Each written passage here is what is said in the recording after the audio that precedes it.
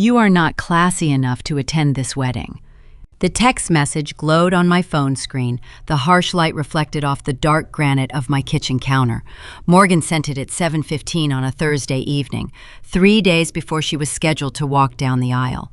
I read the words a second time.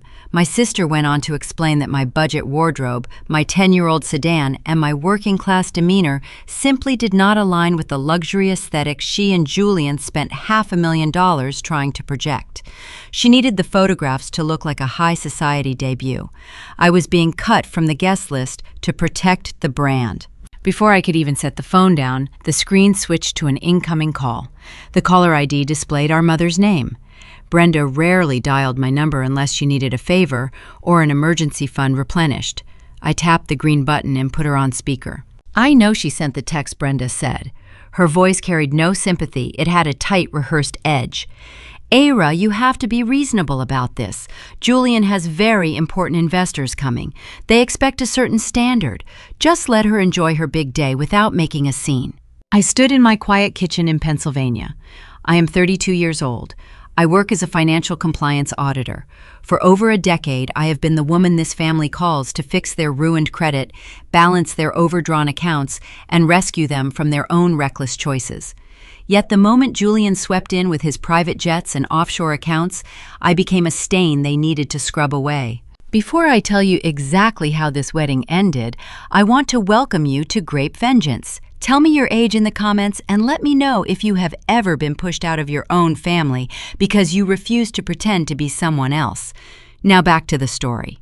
I leaned against the counter. The refrigerator hummed a low, steady rhythm. My mother waited on the line. She expected me to cry, beg, or argue. She wanted me to fight for my place so she could call me bitter and unsupportive. I gave her silence instead. "Are you listening to me?" Brenda snapped. "The investors—" "Understood," I said. I tapped the red button, cutting her off mid-sentence. I did not throw my phone. I did not shed a single tear. I picked up my coffee mug, walked into my home office, and sat down at my desk. The screen of my laptop woke up with a tap of the spacebar. My desktop was empty except for a single folder sitting right in the center. The label read, "Julian Disclosures." My family thought they were locking me out of a party. They had no idea I spent the last 6 months building a digital fortress around their dirty secrets. I opened the folder. Rows of PDF documents, bank ledgers, and wire transfer logs filled the screen. I checked the delivery status of a highly sensitive email I sent to a federal regulatory agency 48 hours ago. The status read, "Received." I took a sip of my coffee. The bitter taste coated my tongue. I was not upset about missing the champagne or the cake. I was sitting in the quiet comfort of my home, counting down the hours until the financial earthquake I orchestrated swallowed Julian and Morgan whole. They wanted a wedding nobody would ever forget. I made sure they got exactly what they asked for. Saturday night arrived with a quiet peace I had not felt in years. Rain tapped lightly against my living room window. I sat on my beige sofa, a glass of Cabernet in my hand, listening to the soft jazz playing from my kitchen speaker. Miles away, inside the grand ballroom of the Oakwood Country Club, my sister was supposed to be dancing her first dance as a billionaire bride. I imagined the silk drapery, the imported orchids, the towering champagne pyramid they bragged about for months. It was the luxury I was deemed too poor to witness. I took a slow sip of my wine. The vintage was cheap, but it tasted far better than any expensive beverage poured in a room full of lies. At exactly 9:43, my phone illuminated the dark coffee table. A single text message from a cousin popped onto the screen. Then another followed. Then a news alert from a local media outlet flashed across the glass. Within seconds, the device started vibrating so fast it hummed against the wood surface. Notifications stacked on top of each other. Tags on social media platforms appeared in rapid succession. Missed calls flooded the log. My screen became a chaotic blur of names and numbers. I set my wine glass down. I picked up the phone. A link from an anonymous wedding guest sat at the very top of my messages. I clicked it. The video filled my screen. It was recorded from the middle of the ballroom floor. The lighting was dimmed to a soft amber glow. Julian and Morgan stood at the head table. Morgan wore a custom lace gown that cost more than my annual salary. She held a crystal flute leaning into Julian for a picture-perfect moment meant for her online followers. But Julian was not looking at the cameras. He was staring down at his phone. Even through the grainy quality of a cell phone upload, I saw the exact second his reality fractured. The color drained from his face, his jaw locked, his shoulders tightened into rigid blocks of tension. He looked like a man who had just watched his empire turn to ash. Morgan noticed the shift. She leaned closer, her perfect smile faltering. She placed her hand on his forearm, whispering something the microphone could not pick up. She probably told him to smile for the sponsors. She probably reminded him about the brand they were trying to build. Julian turned toward her. He did not speak. He raised his right hand and struck her across the face. The sound cut through the ballroom music like a gunshot. The force of the hit sent Morgan stumbling backward. Her elbow clipped the edge of the head table. The crystal champagne pyramid shattered, sending shards and expensive liquor raining down onto the polished dance floor. The recording captured the immediate aftermath. 200 guests froze. A collective horrified gasp echoed off the vaulted ceilings. Morgan touched her cheek, her eyes wide with shock, staring at the man she had banked her entire future on. Julian did not offer a hand to help her up. He did not look apologetic. He threw his phone onto the table, signaled to the 3 security guards standing near the exit, and stormed out of the room. He left his new bride crying in a puddle of shattered glass. The video ended. Before I could process the footage, Brenda began calling. I watched my mother's name flash across the screen. I did not answer. The call rolled to voicemail. A minute later, a new audio message appeared. I pressed play. Brenda's voice was shrill, laced with panic and entitlement. Ira, pick up the phone right now. Something terrible happened. Julian lost his mind. The police are on their way. Morgan is hysterical. You need to get down here and talk to the venue manager. You need to fix the deposit situation and handle the officers. Call me back immediately. I sat in the dim light of my living room. For 32 years, that specific tone of voice meant I had to drop everything. It meant I had to drive through the rain, hand over my credit card, and clean up the mess while my mother coddled my sister. I looked at the front door. My winter coat hung on the rack. My car keys sat on the entry table. I did not move. I did not put on my shoes. I simply deleted the voicemail. I was no longer the family janitor. They had revoked my invitation to the party, which meant they also revoked my obligation to sweep up the broken pieces. I opened the video link again. I did not watch the physical altercation this time. My eyes scanned the background of the head table. Just behind Julian's chair, an ornate grandfather clock stood against the ballroom wall. I paused the footage. I zoomed in on the golden face of the clock. The hands rested at exactly 9:41. I opened my laptop, pulling up the encrypted tracking software tied to my secure email account. I checked the delivery log for the digital dossier I had prepared. The files contained hundreds of pages of financial ledgers, wire transfer receipts, and hidden offshore accounts. I had scheduled the delivery to hit the private inboxes of Julian's top 5 venture capital investors.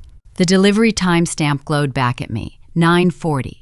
It took Julian exactly 60 seconds to receive the panicked calls from his financial backers.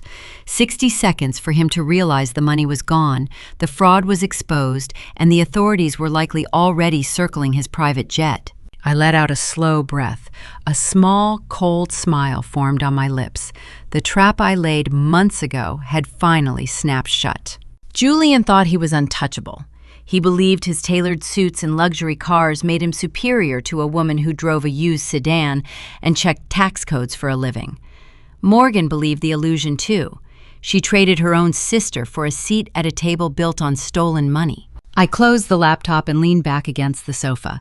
The irony was poetic. The very skills they mocked me for, my meticulous attention to detail and my working-class dedication to reading the fine print, were the exact tools I used to dismantle their fake royalty. They never should have given me access to their tax returns. 6 months ago, none of this was in motion.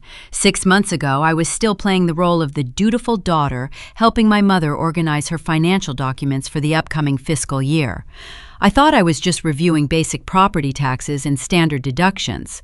Instead, I found the string that unraveled Julian's entire criminal empire, and it started with a single bizarre anomaly tied directly to the house my mother slept in. 6 months before Julian shattered a crystal glass against my sister's face, I sat at my dining room table with a 10-key calculator and a stack of frayed manila folders. It was late March. Tax season always meant doing my mother's returns for free. Brenda worked a part-time administrative job at a local dental clinic. Her taxes usually took me 45 minutes. I expected a handful of W-2 forms, some standard medical deductions, and a few utility bills. Instead, I pulled a heavy stack of Schedule K-1 tax forms from the bottom of her shoebox. The papers felt thick, printed on high-quality corporate stock. The documents listed Brenda as the primary registered agent for 3 separate limited liability companies: Horizon Ventures, Apex Wellness Holdings, Nova Crest Capital. My heart skipped a beat. My mother could barely operate her smartphone or log into her own bank account without calling me for the password. Yet her modest Pennsylvania split level was listed as the official corporate headquarters for entities reporting millions in gross receipts. I grabbed my yellow highlighters. My training as a compliance auditor kicked in immediately. You follow the paper trail, you ignore the background noise, and you look for the dead ends. I spread the forms across my oak table. I cross-referenced the employer identification numbers. I spent the next 3 nights wide awake. The harsh blue glow of my dual monitors illuminated my dark office. I paid out of pocket for access to premium corporate registry databases and pulled public filing records from Delaware and Florida. What I found made my stomach turn.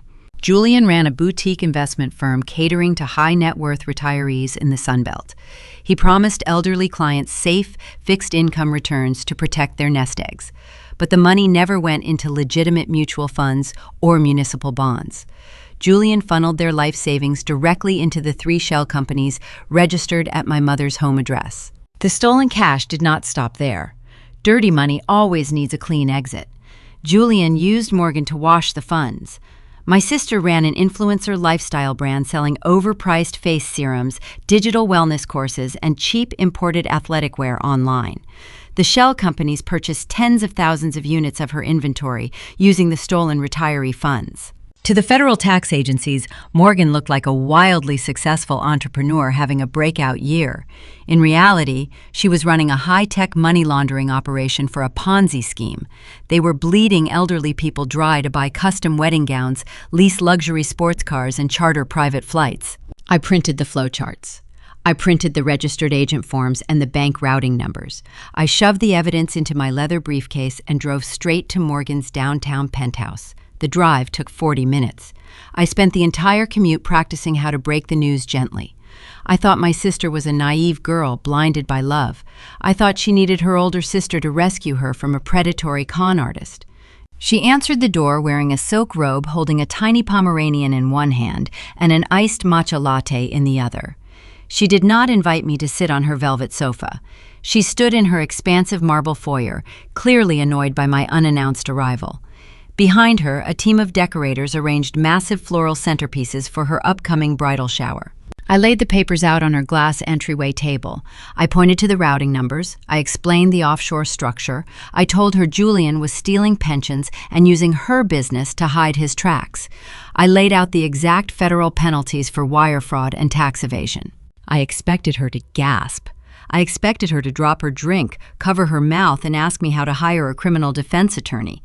I waited for the horror to wash over her face. Morgan did not gasp. She traced the rim of her plastic cup with a manicured fingernail. A slow, condescending smile spread across her face. "You really need a hobby, Era," she sighed. She looked at my printed spreadsheets like they were a child's finger paintings. "Julian is a visionary. This is how modern wealth building works. The money moves around to maximize tax advantages. You are just too stuck in your boring middle-class cubicle to understand high finance." "This is not a tax strategy, Morgan," I said. I tapped the paper hard enough to rattle the glass table. "These are elderly victims. When the market dips and they ask for their payouts, Julian will not have the cash. The federal government will freeze everything. You will go to prison." Morgan rolled her eyes. She stepped closer to her expensive perfume, smelling sharp and metallic. "You are just a jealous spinster," she whispered. Her voice dripped with venom. "You hate that Julian rescued me while you are stuck driving a decade-old Honda and clipping grocery coupons. You cannot stand that I am marrying into money while you spend your weekends alone with your spreadsheets." She stepped back, stroking the dog in her arms. She gestured toward the decorators working in her living room. "Look around you. I am building an empire. Julian is giving me the life I deserve. If you ever bring this up again, I will tell Mom you tried to extort us. I will tell her you demanded a cut of the wedding budget just to keep quiet about a misunderstanding. I will make sure she cuts you out forever. You will have no one." I stared at my younger sister. I looked into her eyes and saw nothing but pure, unadulterated greed. She knew where the money came from. She simply did not care. The designer clothes and the penthouse view were worth the destroyed lives of strangers. She was willing to throw her own sister under the bus to protect her fake empire. A different woman might have started screaming. A different sister might have slapped her or begged her to see reason. I did neither. The panic drained out of my chest, replaced by a cold, sharp clarity. You cannot throw a life preserver to someone who is actively choosing to drown in gold. I reached down and gathered my printed papers. I tapped them against the table to straighten the edges. I slipped them back into my worn leather briefcase. I looked at Morgan one last time, turned around, and walked out of her penthouse. The heavy oak door clicked shut behind me. I drove back to my house in silence. I did not shed a tear.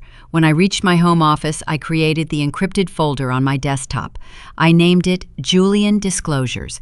I began scanning every document, taking screenshots of every public record and logging every date. I set up two-factor authentication and routed the backups to a secure offshore server.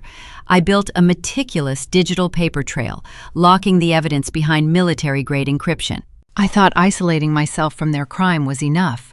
I assumed Brenda was merely a naive pawn, a foolish mother letting her golden child use her mailbox for a business she did not understand. I thought I could just step back and watch the inevitable collapse from a safe distance. But 2 weeks later, the doorbell rang. Brenda stood on my porch, clutching a thick manila envelope. The smug look on her face told me she was not a victim.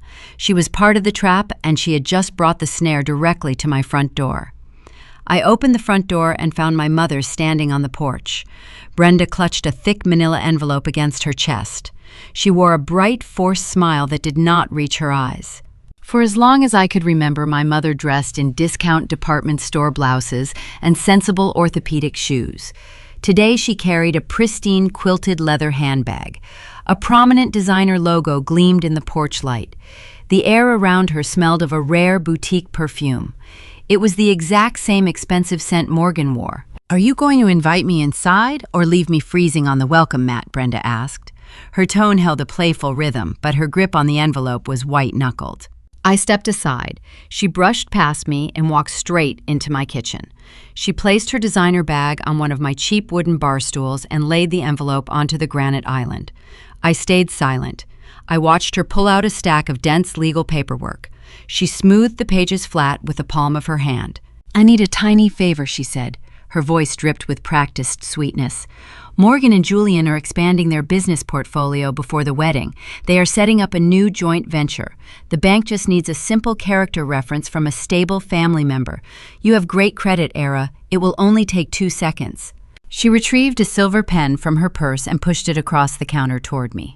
My training as a financial compliance auditor taught me that people who rush you to sign documents always have something to hide. I did not pick up the pen. I pulled the stack of papers toward my chest.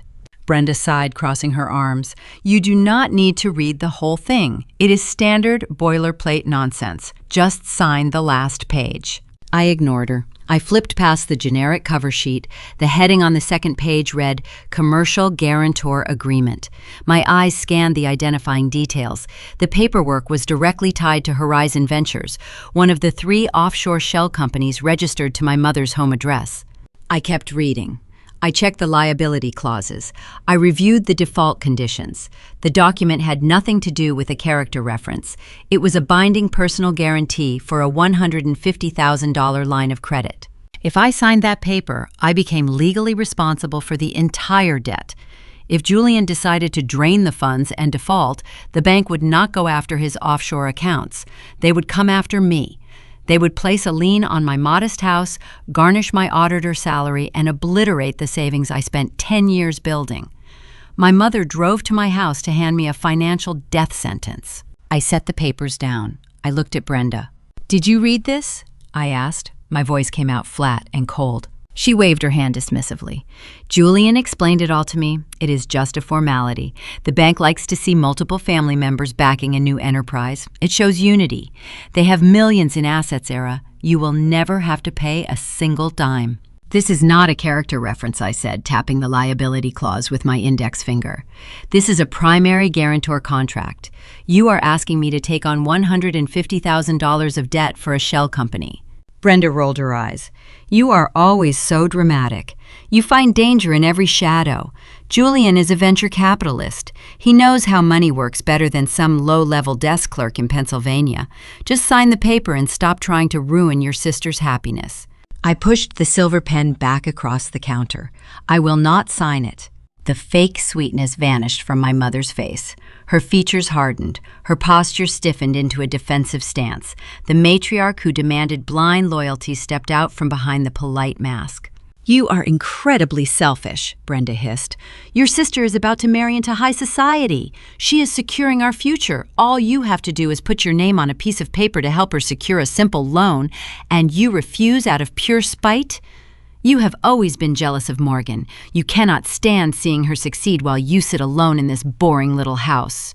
I leaned forward, resting both hands on the cool granite counter. "If Julian is so rich, why does he need my middle-class credit score to secure a loan?" I asked. Brenda blinked. The logical question pierced her rehearsed narrative. She opened her mouth to argue, but she had no answer. Julian was a supposed millionaire. Millionaires do not need their future sister-in-law to guarantee a small business line of credit. They were using my clean financial record to borrow clean money, likely to pay off earlier investors in their Ponzi scheme. They were running out of cash. "You have to sign it," Brenda demanded, her voice rising to a frantic pitch. "I promised him you would sign it." "Why are you doing this?" I asked. I stared directly into her eyes, searching for any trace of maternal instinct. "Why are you risking my future for a man you barely know?"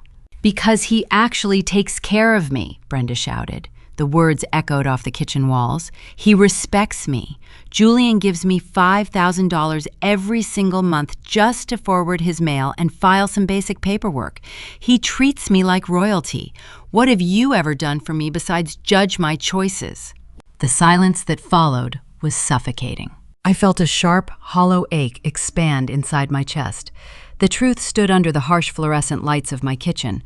My mother knew she was participating in something shady. She might not have understood the intricate mechanics of wire fraud, but she knew she was being paid a massive premium for a task that made no sense. She traded her moral compass for a designer handbag and a monthly allowance. Worse than that, she was willing to sacrifice her oldest daughter to keep the bribes flowing. She looked at me and saw nothing but collateral damage. I did not scream. I did not throw the silver pen across the room. Emotional outbursts give toxic people exactly what they want. They use your tears as proof that you are unstable. I refused to hand her that ammunition. I reached into my pocket and pulled out my smartphone. I opened a mobile scanning application. I held the phone over the blank guarantor agreement. "What are you doing?" Brenda demanded, taking a step toward the counter. "Put your phone away." I ignored her. The camera flashed. I scanned the first page, then the second, capturing the loan details, the corporate entity name, and the specific terms Julian drafted. I documented the exact trap they tried to set for me. "Stop it!" she yelled, reaching for the papers. I finished the final page. I tapped the screen, saving the encrypted PDF directly to the Julian Disclosures folder on my secure cloud drive. Then I gathered the physical papers, squared the edges, and handed the stack back to my mother. "Take your documents," I said. My voice was eerily calm. "Take your designer bag. Leave my house." Brenda snatched the envelope from my hands. Her face flushed a deep, furious crimson.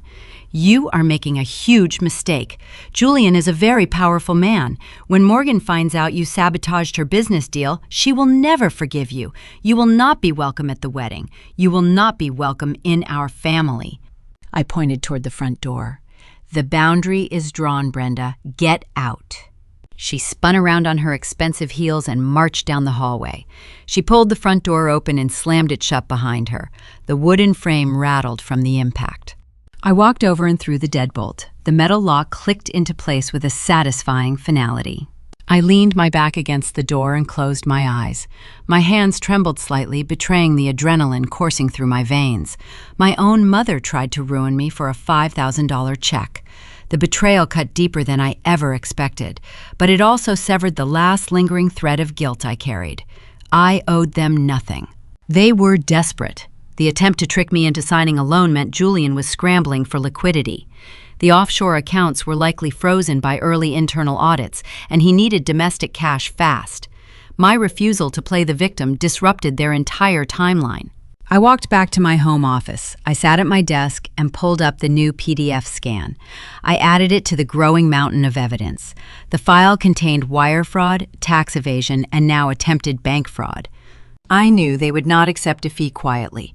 Narcissists never retreat when a boundary is set. They escalate. Julian and Morgan needed to neutralize me before I could tell anyone else what I discovered. They needed to destroy my credibility so that if I ever went to the authorities, I would look like a bitter, unstable liar. They needed a public stage to tear me down. 2 days later, an embossed envelope arrived in my mailbox. It was a formal invitation to an upscale family dinner at a luxury steakhouse downtown. The card claimed it was a special gathering to celebrate family unity ahead of the wedding. I read the elegant calligraphy and understood the true intention. It was not a dinner party. It was an ambush. I parked my 10-year-old sedan between a gleaming silver Porsche and a chauffeur-driven town car. The steakhouse sat in the wealthiest zip code in the county. Valets in crisp black vests rushed to open doors for women draped in designer silk and diamonds. I checked my reflection in the rearview mirror. I wore a tailored navy blazer and practical gray slacks. I bought the outfit 3 years ago for a corporate audit presentation. It was clean, professional, and entirely out of place here. I knew walking through those heavy mahogany doors meant walking into a firing squad. Morgan did not invite me to celebrate family unity. She invited me to perform a public execution.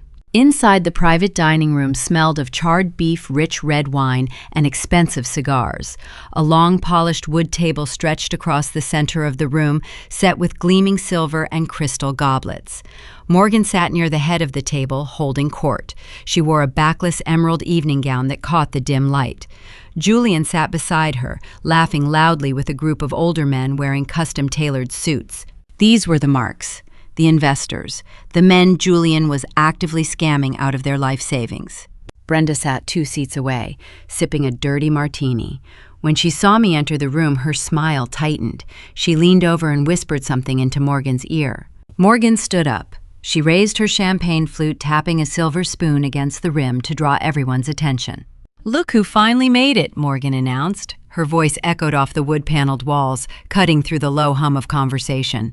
"My older sister, Era. Give her a round of applause for taking a night off from her cubicle." Polite, uncomfortable clapping filled the room. The older men turned their heads, evaluating my practical shoes and unbranded handbag. Their eyes held silent, calculating judgment. I walked to the only empty chair left. It sat at the far end of the table, isolated from the main conversation, right near the kitchen door.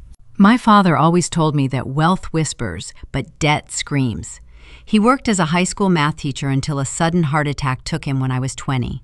He taught me how to read a balance sheet, how to save a portion of every paycheck, and how to spot a bad deal from a mile away.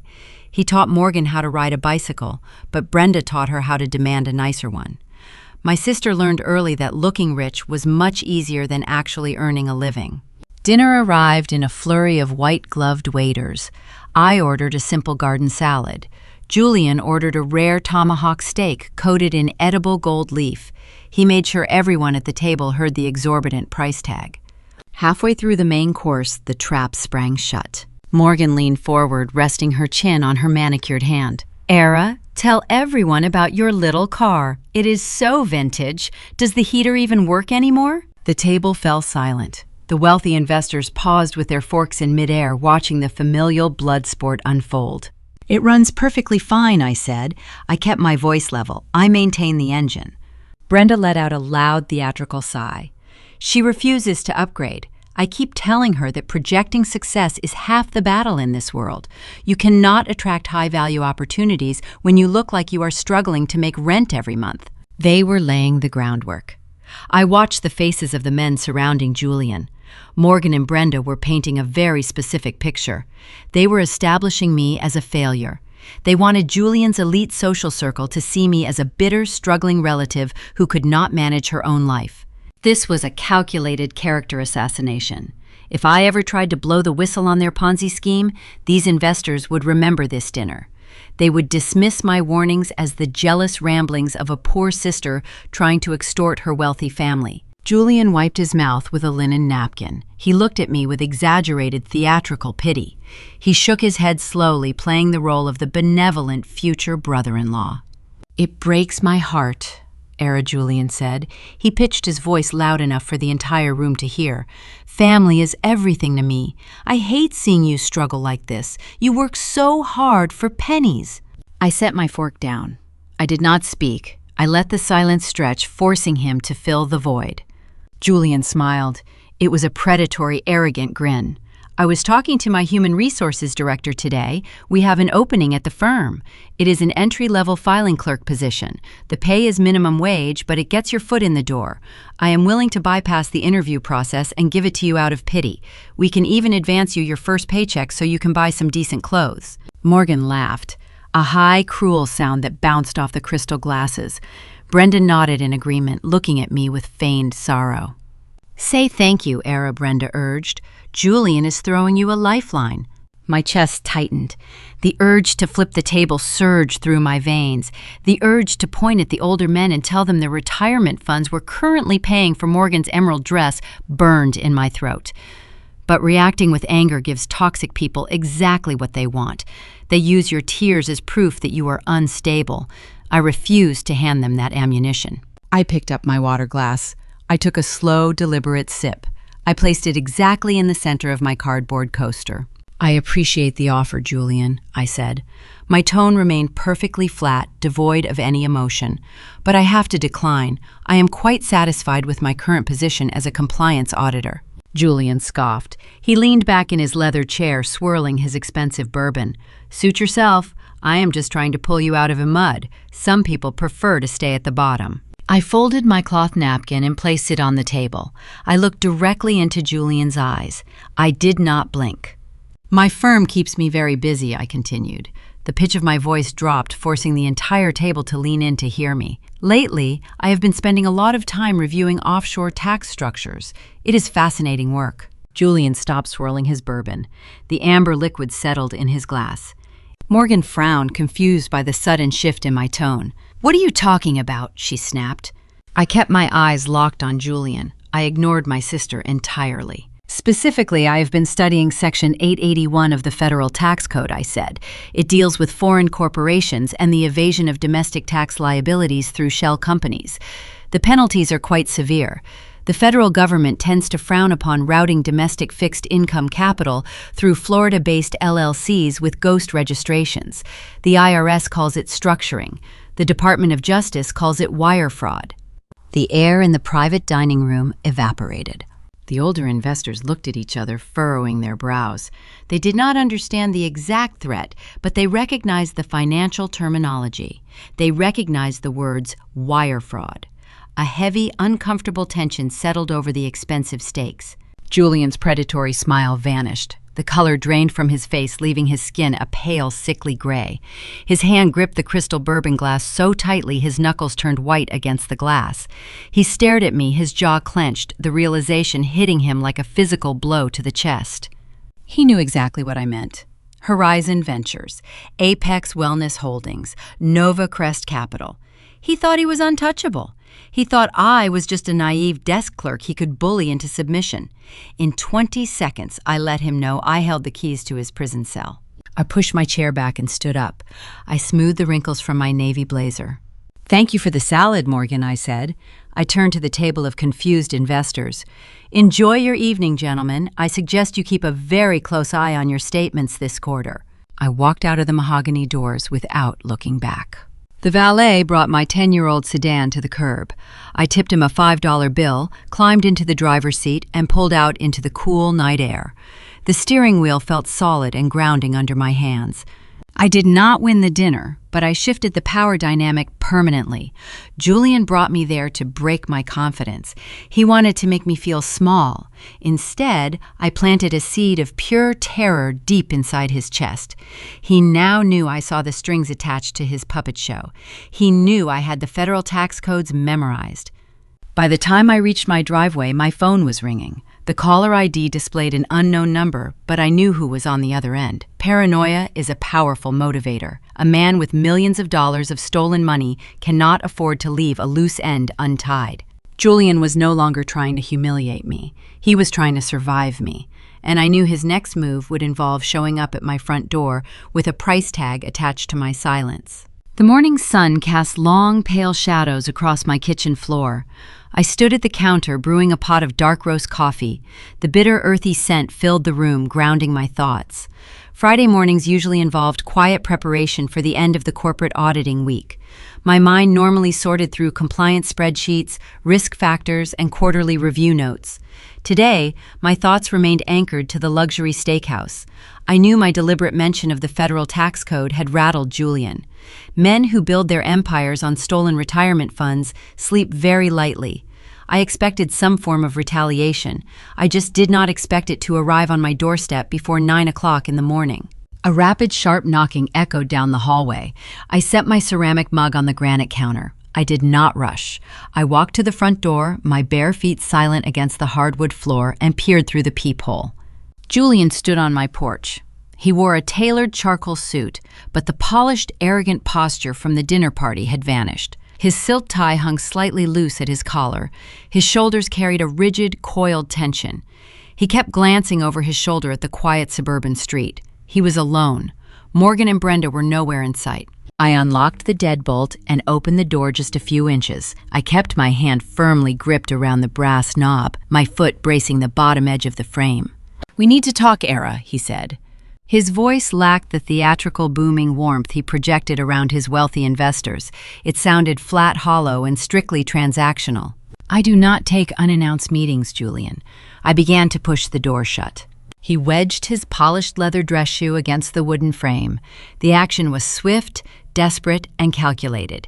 He pushed the door open just enough to slide past me, stepping directly into my entry hall without a single word of invitation.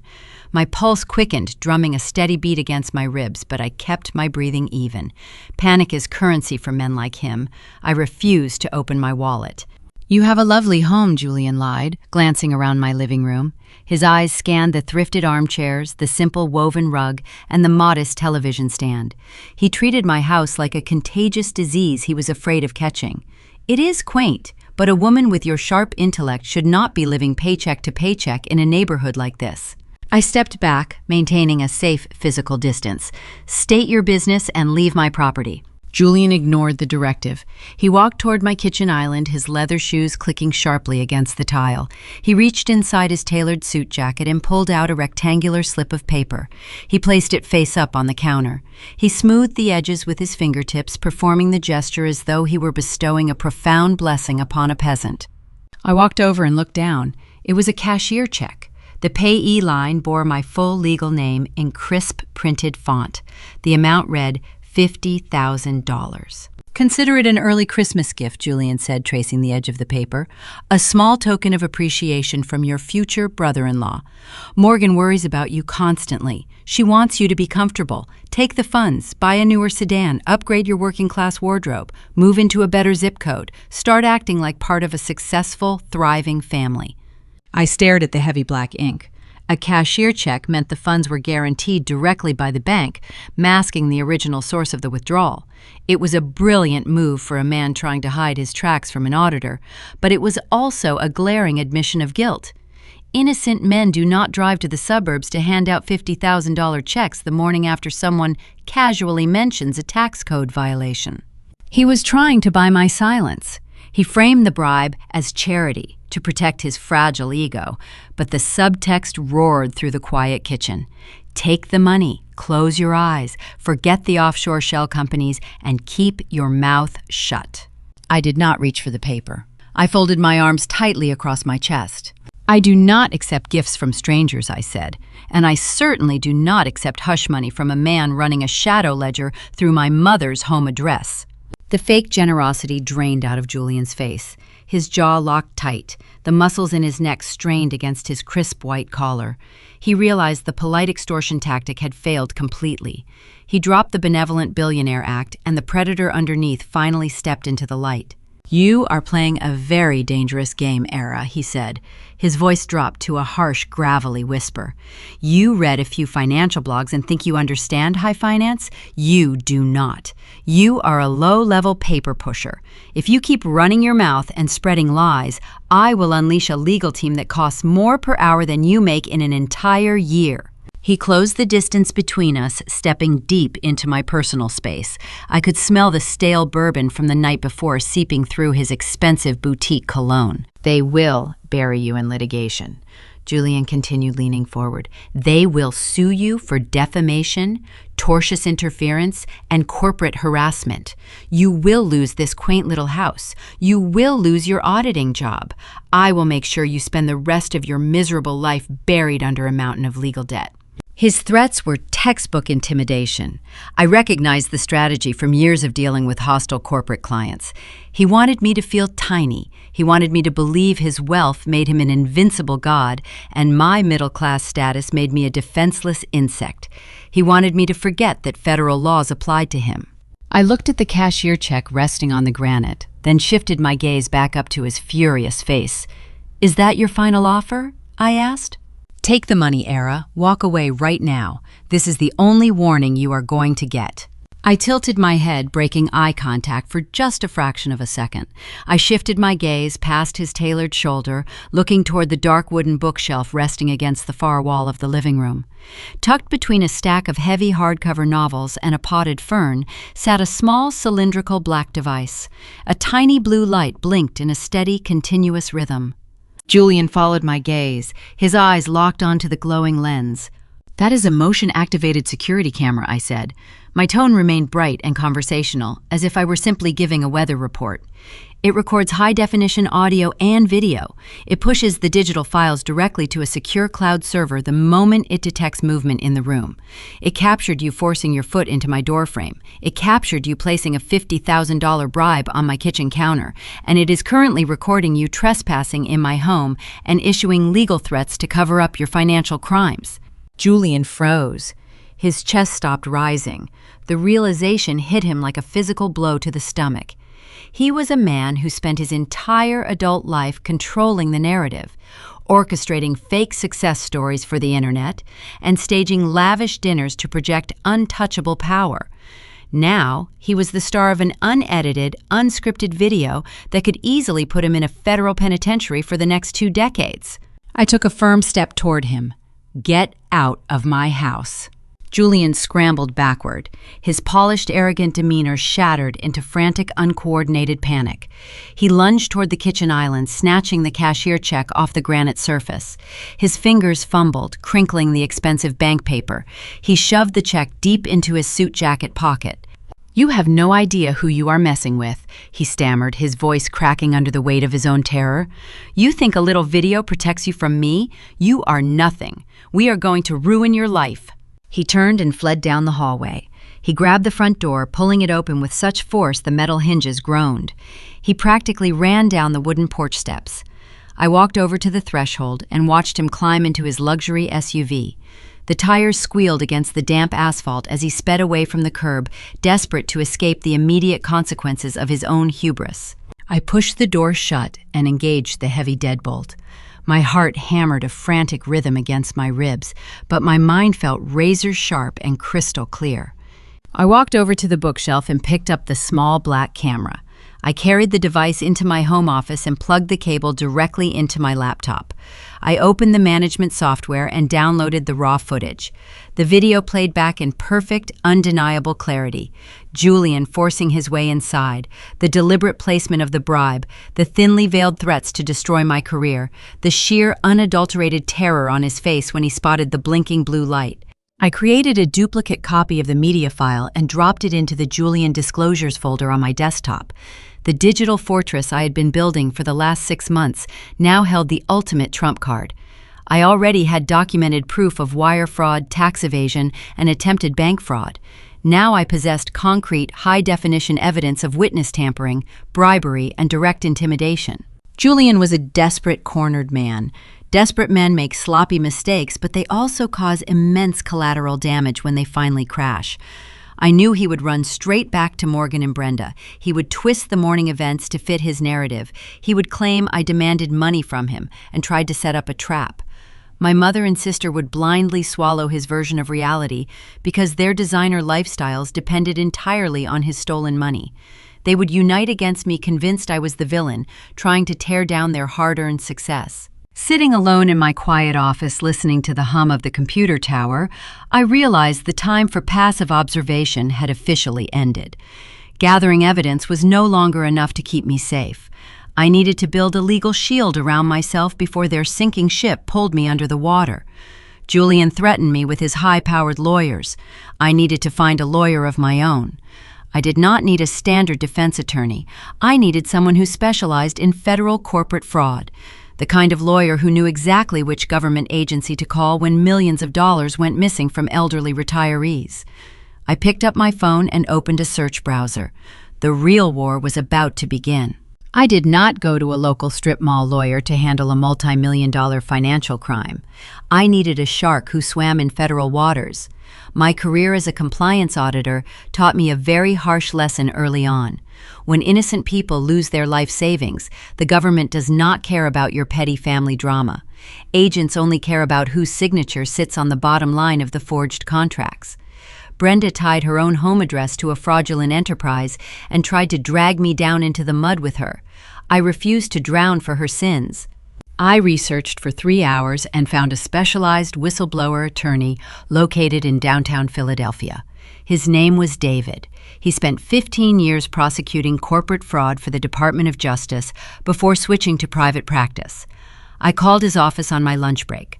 I bypassed the aggressive receptionist by citing specific federal statutes regarding offshore tax evasion and structured laundering.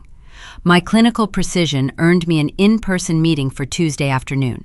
Tuesday brought heavy gray clouds over the Pennsylvania Turnpike.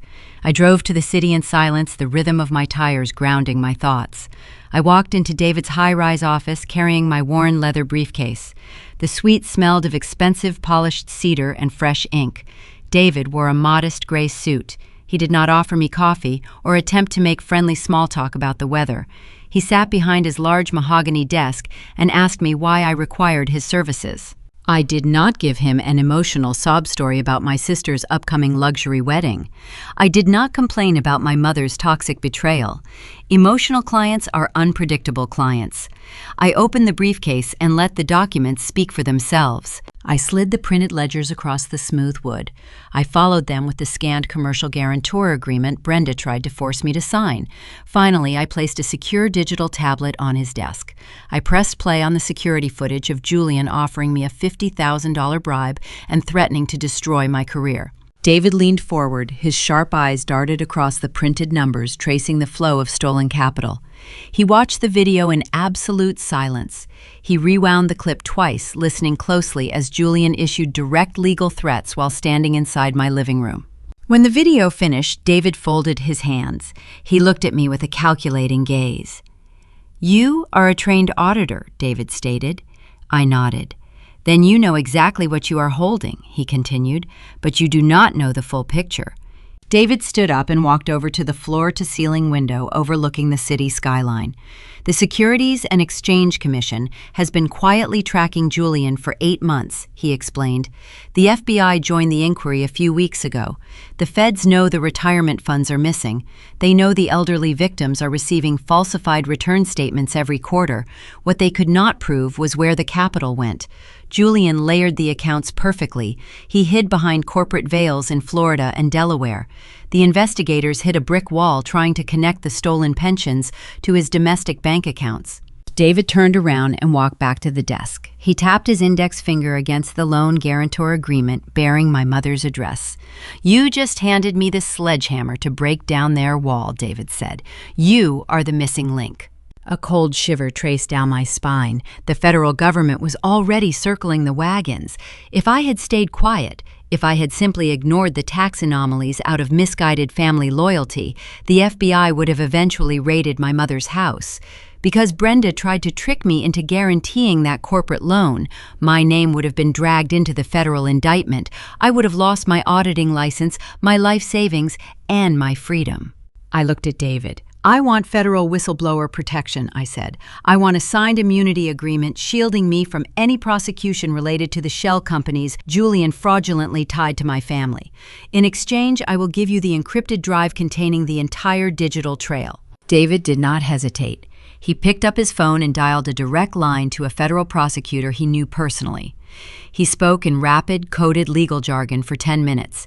He outlined the evidence, the video, and the shell company connections. He negotiated my safety with ruthless efficiency. When he hung up the receiver, he looked at me and offered a tight nod. "You have your shield," David said. "The Department of Justice will grant you full immunity. They want the encrypted drive today." I reached into my blazer pocket. I pulled out the small metal thumb drive and handed it across the desk. The metal felt cold against my skin. Handing over that drive severed my ties to Morgan and Brenda forever. I was not just turning in a criminal. I was delivering the destruction of my sister's fake empire and exposing my mother's willing complicity. David secured the drive inside a locked safe behind his desk. He sat back down and opened his digital calendar. "The federal wheels turn slowly until they have the final piece of the puzzle," David explained. "Once they verify this data, the SEC will move with blistering speed.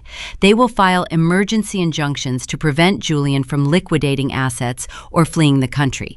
They are going to issue ex parte asset freeze notices." "How soon?" I asked. David calculated the days on his calendar. "Given the staggering volume of the stolen funds and the extreme flight risk I expect the domestic bank accounts to lock up by the end of the week, Friday or Saturday at the latest." Friday or Saturday.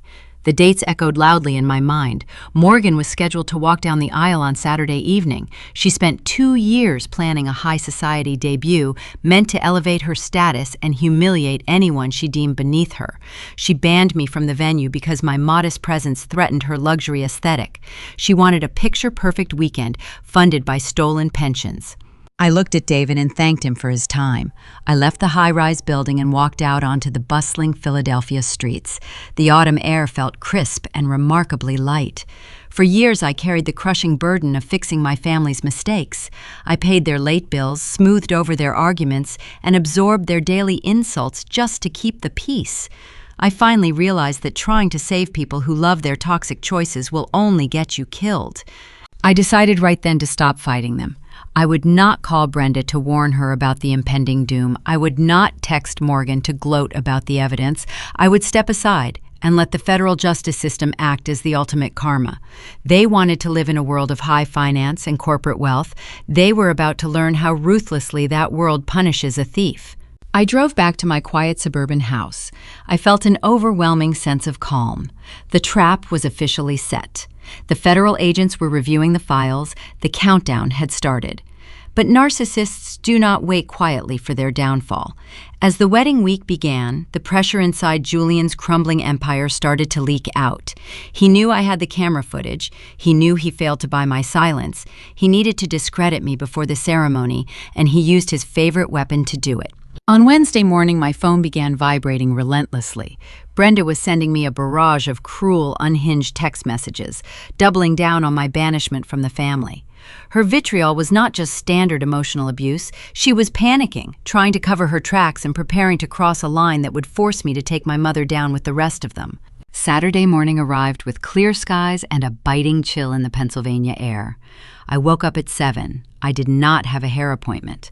I did not have a bridesmaid dress hanging on the back of my closet door.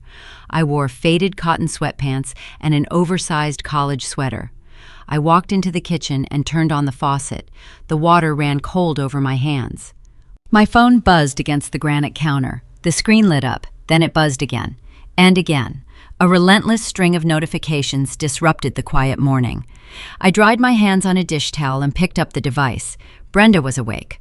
The text messages arrived in rapid succession. I read the first one.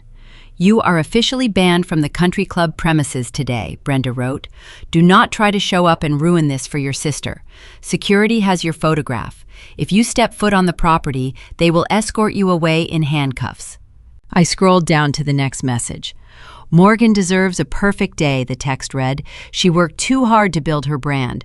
We will not let a bitter spinster cast a dark cloud over her high society debut. You made your choice when you refused to support Julian. Now you can live with the consequences of your jealousy. Do not call us." I did not type a reply. I did not try to defend my character. Defending yourself to a narcissist is like trying to empty the ocean with a teaspoon. I held down the side buttons on my phone and took a screenshot of every single message. The camera shutter sound clicked softly in the silent kitchen. I verified the timestamps. I moved the images into the Julian Disclosures folder on my secure cloud drive. I was building a timeline. When the dust settled, Brenda would try to claim she reached out to me, that she wanted me there, and that I abandoned the family. These screenshots would prove she built the wall herself. I poured a cup of dark roast coffee and carried it to the small dining table. For 32 years, I absorbed Brenda's insults. She always viewed my practical nature as a character flaw. While she encouraged Morgan to chase wealthy men and fake internet fame, she expected me to handle the unglamorous reality of keeping the lights on. I paid the property taxes when Brenda overspent on luxury handbags. I navigated the insurance claims when Morgan crashed her leased cars. They tolerated my presence because my paycheck provided a safety net. Now they believe Julian offered a permanent escape from financial accountability. They thought they no longer needed the boring compliance auditor. At 8:30, my phone rang. It was not a text message from a relative. The caller ID displayed David, my federal whistleblower attorney. I answered on the second ring. "Good morning," Era David said. His voice carried the crisp, focused energy of a man who just spent the night drafting legal filings. "Are you sitting down?" I took a sip of my coffee. "I am standing by the window. Tell me." "The Securities and Exchange Commission pulled the trigger," David stated. "The federal judge signed the emergency injunctions an hour ago. The ex parte asset freeze notices were electronically served to every major financial institution housing Julian's corporate accounts." I leaned my forehead against the cool glass of the window pane. "Did they find the offshore links?" "They found everything," David confirmed. "Your encrypted drive provided the exact routing numbers they needed. The bank accounts tied to Horizon Ventures, Apex Wellness, and Novacrest Capital are locked. The domestic checking accounts are frozen solid. Furthermore, the authorities traced the structured deposits directly into your sister's influencer business accounts. Morgan's corporate holdings are caught in the federal net.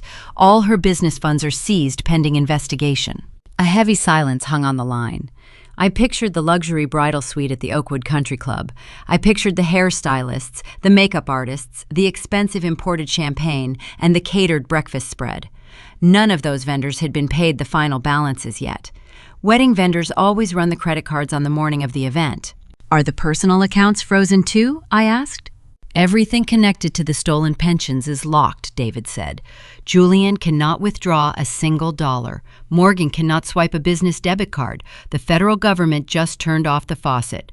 The facade is officially over." I thanked David for the update and ended the call. The sheer magnitude of the situation settled over me. Julian spent years cultivating an image of untouchable wealth. He lured elderly investors by projecting the illusion of infinite success.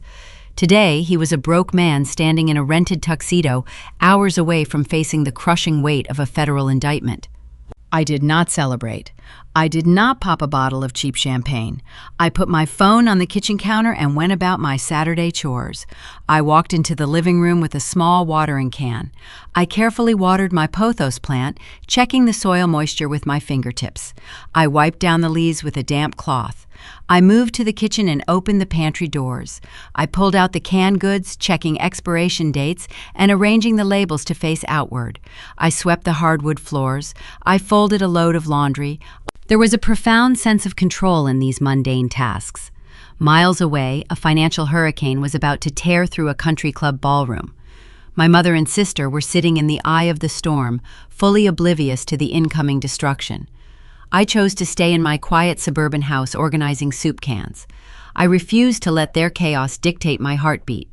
At 11:15, my phone emitted a sharp, high-pitched chime. It was not a standard text message tone. It was the specific alert sound assigned to my credit monitoring application. I wiped the dust off my hands and picked up the device. A red banner notification flashed across the lock screen. New credit inquiry detected. I opened the application. My eyes scanned the detailed report. Someone had just submitted an online application for a premium high-limit travel credit card using my name, my date of birth, and my social security number. The requested credit limit was $30,000. I tapped on the inquiry details. The application was submitted 5 minutes ago. The IP address location pinged from a cellular tower less than a mile away from the Oakwood Country Club. The reality of the situation clicked into place with terrifying clarity. Julian's bank accounts were frozen. Morgan's business cards were declining. The luxury hair and makeup artists, the florists, and the venue coordinators were likely standing in the bridal suite holding digital payment terminals, demanding their final deposits. The panic had already started. Morgan and Julian had no access to cash. Brenda, desperate to save her golden child's perfect day, needed a substantial influx of money instantly. Since Brenda lacked the credit score to secure a $30,000 limit, she reached for the only pristine financial asset left in the family: my identity.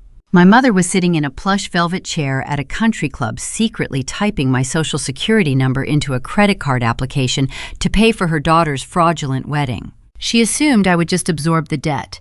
She assumed that once the wedding was over, she could manipulate me into accepting the charges to keep the family out of bankruptcy. She still believed I was the obedient, silent fixer. She was wrong. I did not call her to demand an explanation. I did not text her to stop. I opened my banking application and engaged the global credit freeze. I locked my social security number across all 3 major credit bureaus. The requested application would be automatically denied. Then I dialed the fraud department of the issuing bank. I spoke to a representative, verified my identity, and officially reported the fraudulent application. I requested a digital copy of the application data, including the device information used to submit the form. I printed the fraud confirmation notice. I placed it in a manila folder on my desk. Brenda crossed a line that separated toxic family dynamics from felony identity theft. She showed me exactly how far she would go to protect Morgan's illusion of wealth. The bridal suite must have been descending into total panic. A declined credit card application would only escalate the tension. Julian would be scrambling to figure out why his domestic accounts were locked. The groom was cornered, his money was gone, and the pressure was mounting by the second. The stage was set for a spectacular public collapse. I watched the footage on my laptop screen, piecing together the exact sequence of the evening. The anonymous guest who uploaded the viral clip captured more than just a physical strike. They captured the precise moment a con artist realized his golden cage had locked from the outside. At 8 o'clock, the Oakwood Country Club ballroom sparkled under the glow of 3 crystal chandeliers. Waiters in crisp white jackets circulated with silver trays of caviar and imported truffles. Morgan sat at the center of the head table. She spent her entire adult life chasing this specific image. She believed marrying a venture capitalist erased her middle-class upbringing. She posed for the hired photographers, tilting her chin to catch the best lighting, projecting the illusion of untouchable royalty. Julian sat beside her holding a glass of vintage champagne. He played the role of the generous billionaire. He smiled at the wealthy guests, shaking hands and accepting congratulations. He did not know that his credit cards were already declining at the vendor payment terminal down the hall. He did not know my mother was sweating in the bridal suite trying to commit identity theft just to pay the florist. Then Julian felt his phone vibrate inside his tuxedo pocket. The unedited video showed him pulling the device out. He expected a congratulatory text. Instead, he saw a flood of urgent notifications. He set his champagne flute down on the pristine white tablecloth. His posture shifted. The relaxed, confident groom vanished. He stood up, signaling to Morgan that he needed a moment, and walked away from the flashing cameras. He moved toward a shadowed alcove near the kitchen doors, trying to find a quiet space over the loud hum of the live band.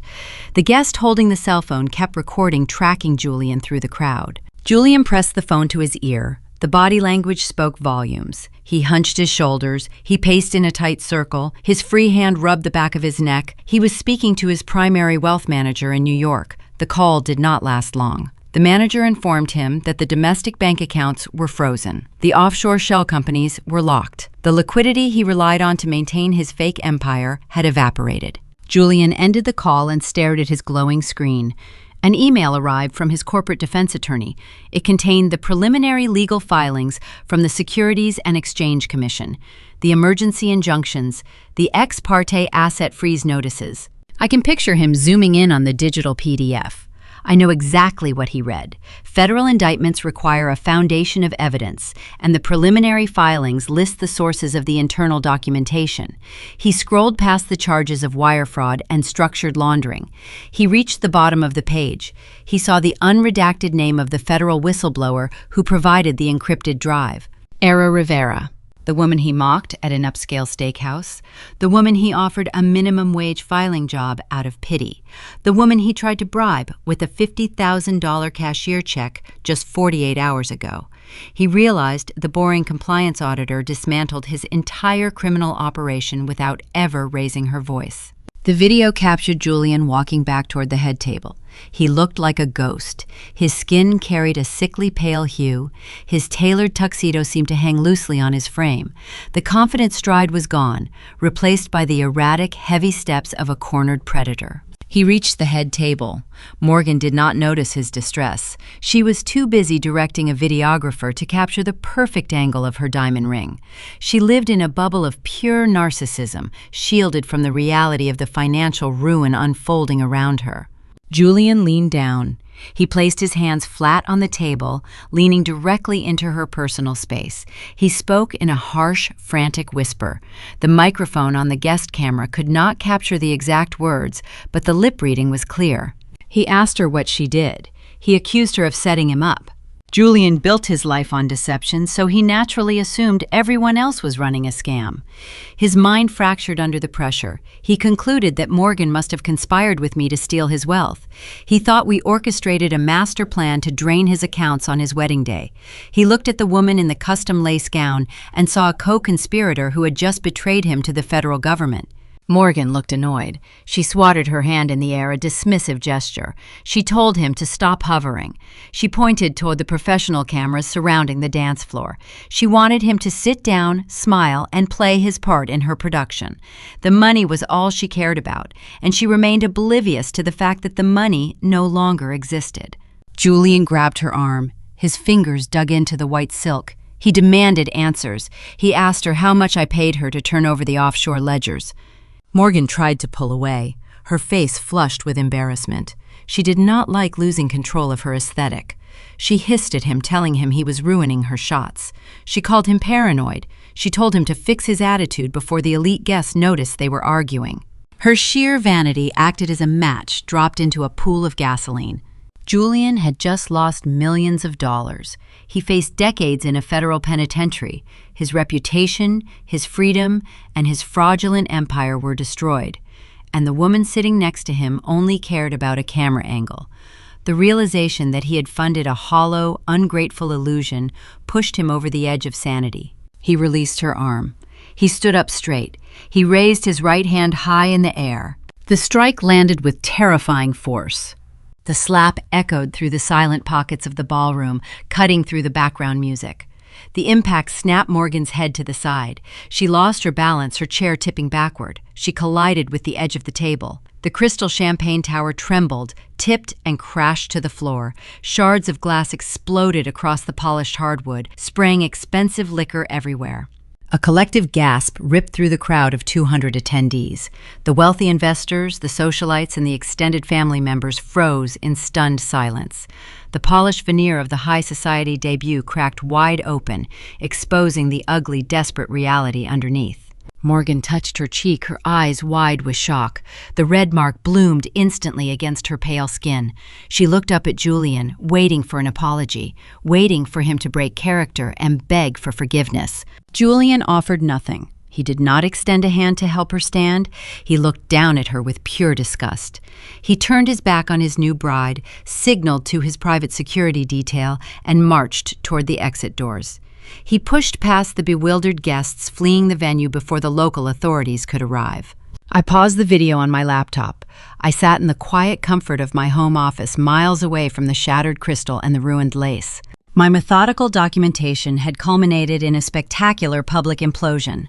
They tried to banish me because they deemed me too low class for their luxurious world. They tried to break my confidence and steal my financial future to fund a fake reality. Now their reality was broadcast across the internet, exposing them as frauds and abusers. The karma was perfect, precise, and earned. But the fallout was far from over. The wedding was destroyed, but Julian was a fugitive running from a federal indictment, and Morgan was a bride left standing in the ruins of a frozen bank account. My mother failed to secure the fraudulent credit card. They had no money, no venue, and no powerful groom to protect them. They only had one place left to go. I closed my laptop and carried my empty coffee mug to the kitchen sink. I rinsed the ceramic edge, watching the water swirl down the drain. I checked the lock on my front door, ensuring the heavy deadbolt was secured. I turned off the porch light. I knew they were coming. Desperate people always returned to the safety net they tried to burn. They would drive through the dark Pennsylvania night expecting the boring, reliable older sister to open the door and fix the mess they created. They expected me to offer shelter money and unconditional forgiveness. I turned off the kitchen light and walked toward my bedroom. The storm they brewed had finally made landfall, and the real test of my boundaries was about to knock on my front door. The digital clock on my nightstand shifted from 12:13 to 12:14. The green numbers glowed in the dark bedroom. I was deeply asleep, wrapped in a heavy quilt, resting for the first time in weeks. Then the pounding started. It was not a polite knock. Heavy fists struck the solid wood of my front door. The dull, rhythmic thud echoed down the hallway and vibrated through the floorboards. Someone leaned on the doorbell. The electronic chime rang continuously, a frantic, desperate sound piercing the quiet suburban night. I sat up. I did not turn on the bedside lamp. I did not reach for a weapon. I already knew who was standing on my welcome mat. I picked up my smartphone and opened the security camera application. The screen buffered for a fraction of a second before the live feed appeared. The infrared sensor bathed the front porch in a stark pale light. I tapped a button to turn on the exterior floodlight. Full color flooded the screen. Morgan stood shivering on the concrete steps. The custom lace bridal gown which she bragged about purchasing for $15,000 hung in tatters. The delicate hem was ripped, stained with mud and spilled red wine. She hugged her bare arms to trap whatever body heat she had left. Her perfect high society makeup had melted into dark, jagged streaks down her cheeks. Brenda hovered right over her shoulder. My mother wore a structured silk pantsuit meant for sipping champagne, not standing in the freezing autumn wind.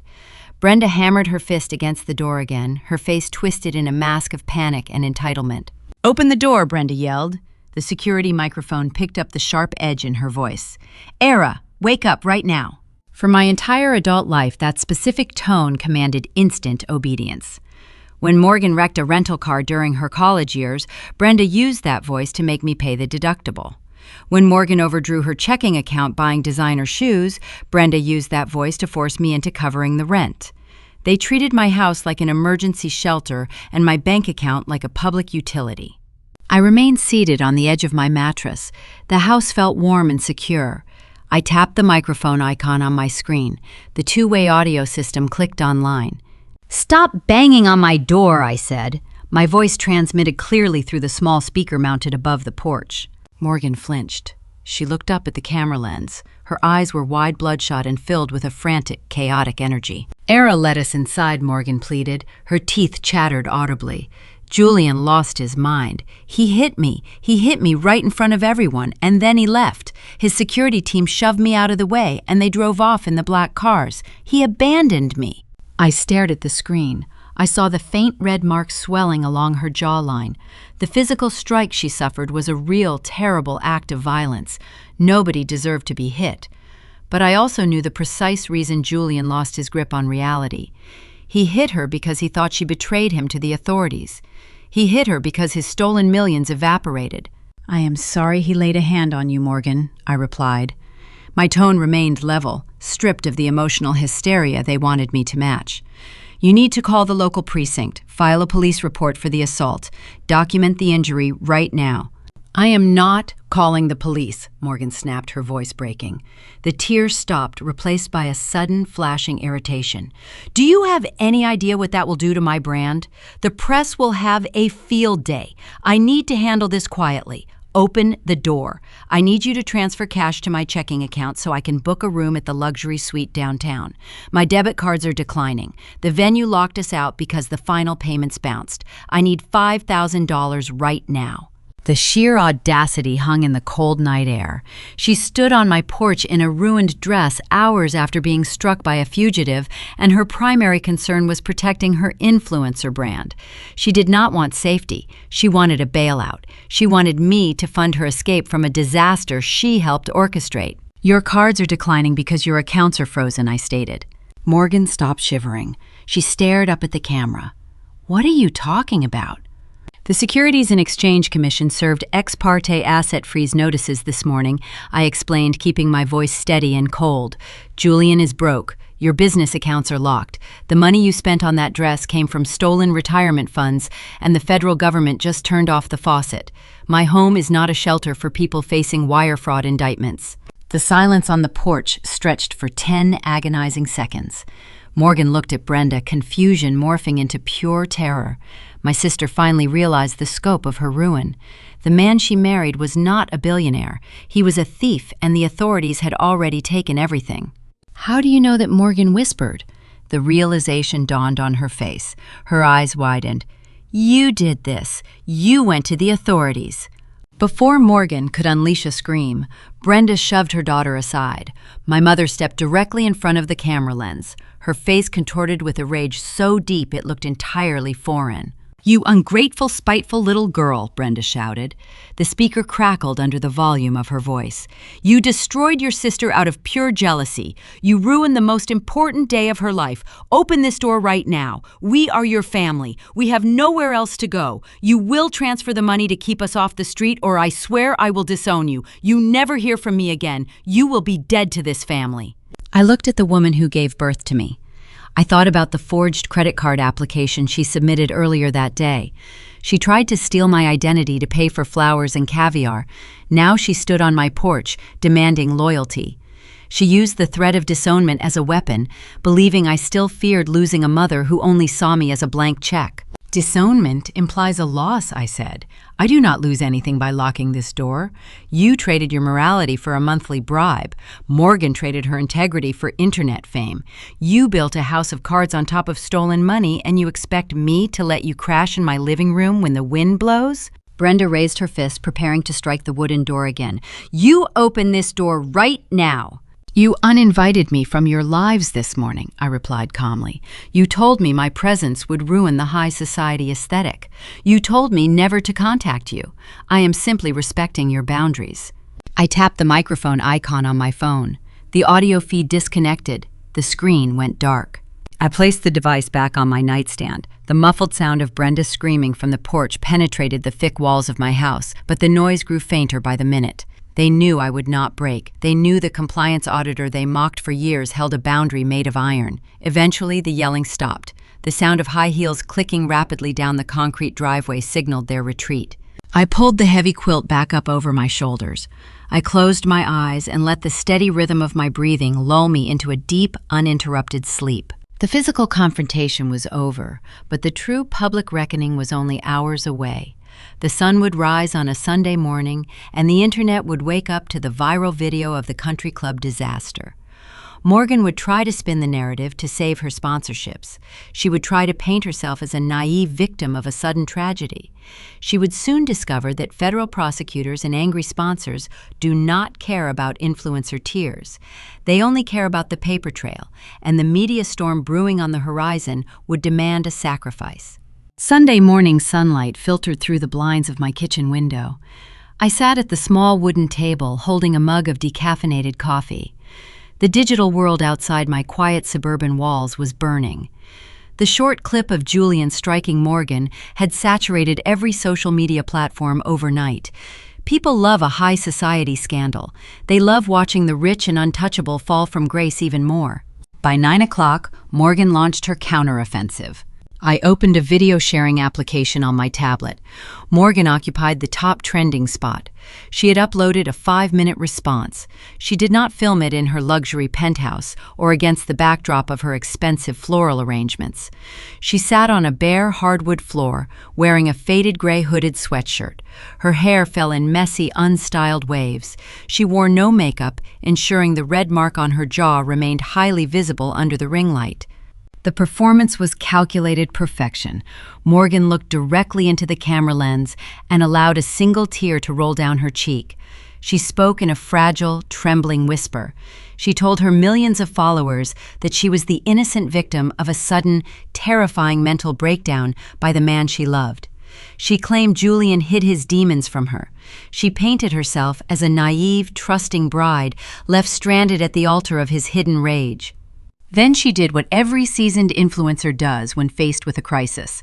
She tried to monetize the sympathy. At the end of the video, Morgan asked her loyal fans to stand by her during this dark chapter. She directed them to a link in her profile, urging them to purchase her new line of wellness serums to support her legal recovery fund. She turned a physical assault into a promotional campaign. She wanted to transform public pity into hard cash before anyone looked too closely at the underlying truth. For a few hours, the strategy worked. The comments section flooded with heart emojis and outraged messages directed at Julian. Sympathy purchases spiked. Morgan thought she had successfully manipulated the narrative. She thought her tears were a shield against the incoming federal storm. She underestimated the ruthlessness of the man she married. Julian was a fugitive, likely hiding in a non-extradition territory, but he retained a team of vicious defense attorneys in New York. These lawyers did not care about public relations or internet feelings. Their only job was to create reasonable doubt and shift the blame away from their client. They saw Morgan playing the innocent victim on a global stage. They decided to correct the record. At exactly noon, a prominent financial news outlet published an exclusive breaking story. Julian's legal team leaked a curated selection of internal corporate documents directly to the press. I refreshed my tablet screen and read the headline. The article did not focus on the ruined wedding. It detailed the mechanics of the Ponzi scheme. Embedded in the text were high-resolution scans of email chains between Julian and Morgan. The messages proved my sister was not a naive bride kept in the dark. She actively discussed routing capital through her lifestyle brand.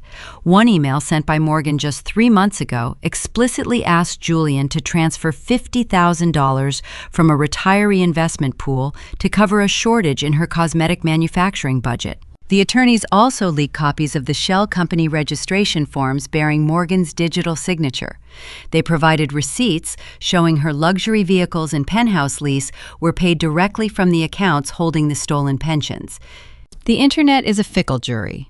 The public narrative shifted in less than 30 minutes. The same followers who sent heart emojis at breakfast began calling her a fraud by lunch. The comments section under her tearful video turned into a digital firing squad. Viewers realized the gray hoodie and the trembling voice were just another scam.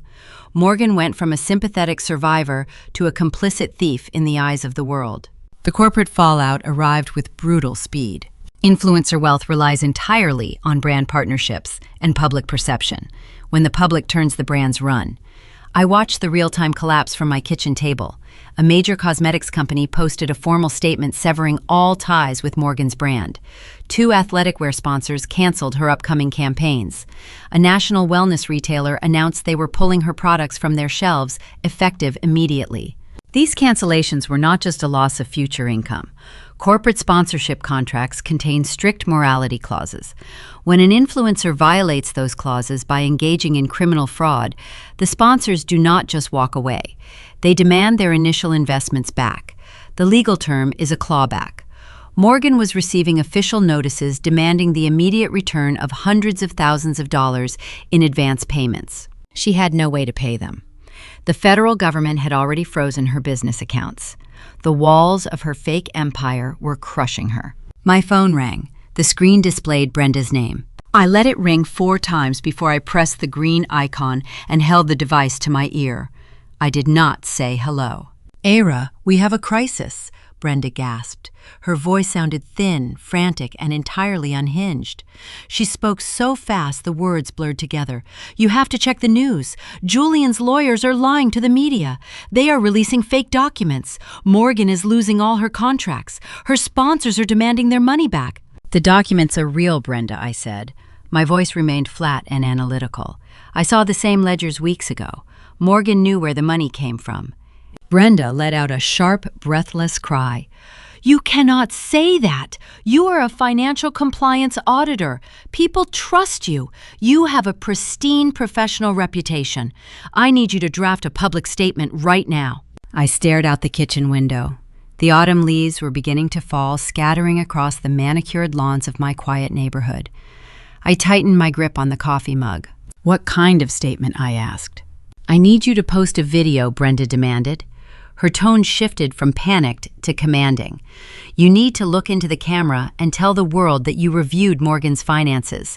You need to say Julian manipulated her, that he forged those emails, and that your sister had zero knowledge of his offshore accounts. If a certified auditor defends her, the sponsors will back off. You can save her brand. The sheer delusion of the request settled heavily into my chest. My mother was asking me to commit career suicide. She wanted me to leverage my hard-earned professional credentials to vouch for a woman actively under federal investigation. If I issued a false public statement defending a co-conspirator in a Ponzi scheme, the Securities and Exchange Commission would strip my auditing license. I would face charges for obstructing a federal investigation. Brenda wanted me to burn my entire life to the ground just to keep Morgan's cosmetic line on store shelves. I am not doing that, I stated. You have to, Brenda shrieked. Her voice cracked, echoing through the phone speaker. You owe us this much after ruining the wedding. You are her sister. You protect your family. I protect the truth, I replied. I am not risking my license, my freedom, or my integrity to save a fraudulent influencer brand. Morgan made her choices. She signed the transfer forms. She spent the stolen money. She can face the consequences. You selfish coward, Brenda hissed. The desperation in her tone grew darker, morphing into a cold, venomous threat. We are drowning, Era. If you do not throw us a lifeline right now, I will find another way to get the money we need. I will do whatever it takes to save Morgan, and I do not care who gets hurt in the process. If the federal authorities contact me, I will only speak the truth in a court of law, I said. I refuse to lie for people who tried to use me as a scapegoat. Do not call this number again. I ended the call. I set the phone face down on the table. The threat hanging in the air felt different this time. Brenda was no longer just throwing a temper tantrum. She was cornered. Julian was gone, Morgan's income was destroyed, and the federal asset freeze prevented them from accessing a single dime. They needed cash to hire criminal defense attorneys. They needed money to survive the week. A desperate narcissist stripped of their resources is a highly dangerous creature. Brenda warned me she would find another way to get the money. She warned me she did not care who got hurt. I knew she was not making an idle threat. I knew she was going to look for a vulnerable target, and I knew exactly whose identity she would try to steal next. Monday brought a bitter chill to the Pennsylvania air. I sat at my dining room table staring at the muted television screen. The morning news programs were already running segments on Julian. They called him the Phantom Venture Capitalist. Authorities were searching private airstrips trying to locate his whereabouts. Morgan was plastered across the lower third of the broadcast, her face associated with a multi-million-dollar Ponzi scheme. My phone vibrated against the wood surface. The caller ID displayed the name of my regional bank branch. I answered on the second ring. Good morning, Era, the branch manager said. His name was Thomas. I knew him from my own professional auditing work. I am calling because our fraud department just flagged a severe anomaly on your accounts. I sat up straight. I placed a global lock on my credit profile on Saturday, I replied. Thomas let out a heavy sigh. That lock is the only reason your accounts are still intact. 30 minutes ago, a woman walked into our branch 2 towns over. She presented your original paper Social Security card. She submitted a physical application for a title loan against your vehicle. She also submitted a withdrawal slip to liquidate the trust fund your grandmother Ruth left you. The air vanished from my lungs. My grandmother left me a modest $12,000 when I was 19. It was an emergency safety net. I never touched it. I never even spoke about it. The woman claimed to be you, Thomas continued. She forged your signature on all 3 documents. The teller noticed the signature did not match the digital scans we have on file. When the system flagged the global credit freeze, the teller informed the woman the transaction was blocked. The woman caused a scene, snatched the Social Security card, and rushed out of the lobby. She left the forged application papers on the counter. We have her on our security cameras. Send me the security stills, I said. My voice sounded hollow, stripped of any warmth. And send me the scanned copies of the forged signatures. I ended the call and placed my phone down. A cold, piercing reality settled into my bones. Brenda dug through her old filing cabinets. She found the childhood Social Security card she kept from when I was a minor. She drove to a bank in a different town, hoping a stranger would not recognize her face. She tried to leverage my paid-off car. She tried to steal the small inheritance my grandmother left me. Julian's money was gone.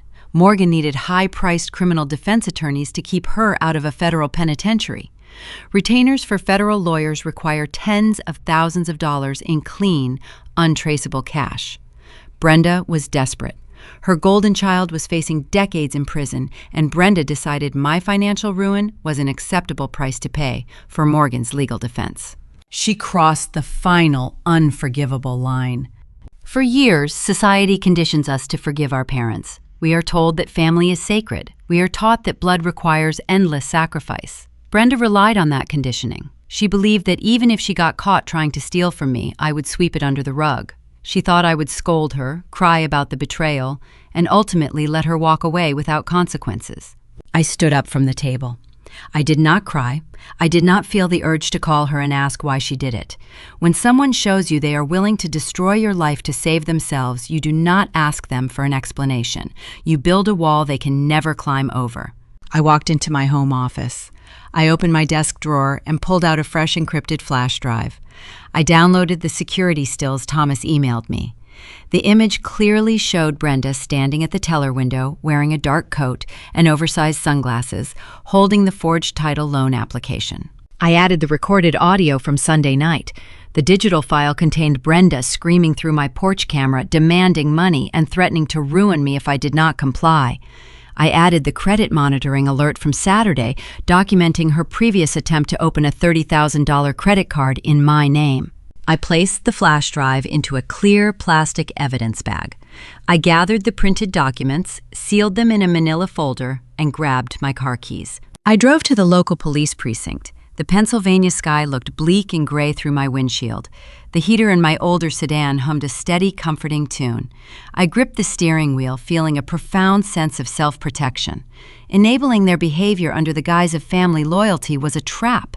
It was a suicide pact I refused to honor. The precinct lobby smelled of harsh chemical cleaner and stale coffee. A dispatcher sat behind a thick sheet of bulletproof glass. I approached the counter and requested to speak with a detective regarding felony identity theft and attempted bank fraud.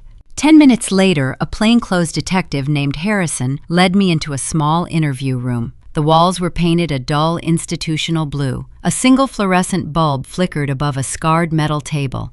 I sat down and pushed the manila folder across the table. I placed the plastic evidence bag containing the flash drive right next to it. Detective Harrison opened the folder. He reviewed the printed emails from my bank manager. He looked at the security camera stills showing the woman at the teller window. He read the transcript of the audio recording. "Do you know the identity of the suspect in these photographs?" Harrison asked. He held up the grainy image of the woman wearing oversized sunglasses. "Yes," I said, "that is my mother. Her name is Brenda Rivera." Harrison lowered the photograph. He looked at me with a careful, studying gaze. He dealt with domestic disputes every single day. He knew how often victims backed out when they realized their own relatives would go to jail. "You are alleging that your mother stole your Social Security card, forged your signature, and attempted to defraud a financial institution for tens of thousands of dollars?" Harrison stated. His tone was serious, making sure I understood the gravity of the room. "If you sign this formal complaint, the state takes over. We will issue an arrest warrant. She will be taken into custody. She will face felony charges. Are you prepared to move forward with this?" I did not flinch. I did not look away. My sister is currently implicated in a federal Ponzi scheme, I explained. Her assets are frozen. My mother needs cash to hire federal defense attorneys for her favorite daughter. She tried to open credit cards in my name on Saturday. When I blocked that attempt, she tried to steal my car and my grandmother's trust fund today. She will not stop until I am bankrupt. I leaned forward, resting my hands flat on the metal table. She chose to commit a felony, I said. I am choosing not to be her victim. I want to press full charges. Harrison nodded slowly. He did not judge me. He recognized a woman who had run out of patience. He slid a formal victim statement form across the table and handed me a pen. I signed my name. The ink flowed smoothly across the page. With every stroke of the pen, I severed the toxic chains Brenda spent 3 decades wrapping around my wrists. I was no longer the obedient fixer. I was the architect of my own safety. Harrison took the paperwork. He informed me that a judge would review the evidence by the afternoon. Given the flight risk associated with her daughter's federal investigation, the warrant would be expedited. Brenda would likely be sitting in a holding cell before dinner. I thanked the detective, stood up, and walked out of the precinct. The cold air hit my face as I stepped through the glass doors. I walked toward my car with a light, unburdened stride. Brenda thought her actions would save Morgan. In reality, her greed just sealed their fate. With Brenda locked in a state facility facing felony fraud charges, Morgan was now entirely alone. The influencer bride had no money, no powerful groom, and no enabling mother to hide behind. She was stranded on an island of her own making, and the federal agents were already circling the shore. The weeks following my visit to the police precinct moved with a heavy and unstoppable momentum. The wheels of justice grind slowly, but they grind exceedingly fine. 2 hours after I signed the formal complaint, a pair of uniformed officers arrived at the Oakwood Country Club. Brenda never made it back to the bridal suite. The venue manager later provided a statement to the local press. He said my mother was sitting in the grand lobby, desperately refreshing her banking application on her phone when the handcuffs clicked around her wrists. She spent that night in a concrete holding cell. My phone remained perfectly silent. I did not post her bail. I did not answer the collect calls pouring in from the county jail. A public defender was eventually assigned to her case.